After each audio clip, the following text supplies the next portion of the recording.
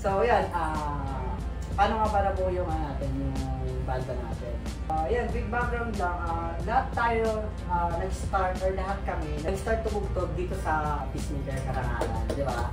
Yung si Kim, sila, ako, si Bon, si Desaya. Dito kami natutugtog. Pero ay, except kay Bon, dito ka nag-start? Ano ba? Dito yung nag-start? Dito ka nag-start, di ba? Dito start tumugtog. Parang way back 2010.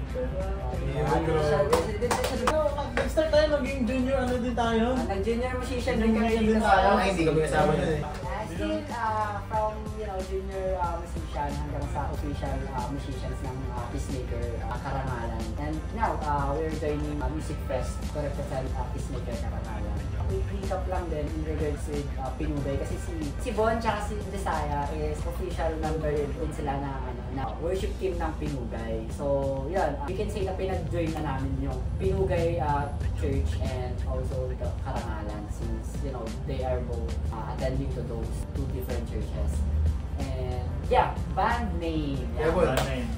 name. Anong band name natin? Bon and Bon?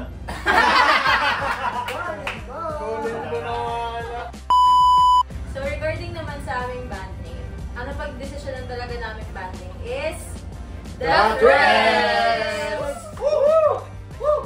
Ayun. So bakit ba The Threads yung naisip pa namin band name? So basically, since ang thread kasi diba, pagka sa isang bagay, siya yung nagko-connect sa bawat isa. So yung pinaka-deeper meaning nun is, since sila Bon, si Saya, they're from Pinugay, kami naman dito sa PCFC, kumakanta, tumutugtog. Yung thread na yun, yung nag-connect sa amin, nag-intertwine sa amin sa bawat isa, na pare-pareho kaming nasa worship din, nasa ministry kami ng music. So yun. So, ito nga, yung original composition na natutugtugin namin ay entitled Wagas, tama ba? By Mix o Cry. Hindi ko pa sure ha. Yeah. Siyempre, ayun, no. So, explain to ni walang iba kundi yung composer ng kanta, si Sir Mix o Cry! Take it away! Hi, ako nga pala si Mix, ang sumulat ng kantang Wagas.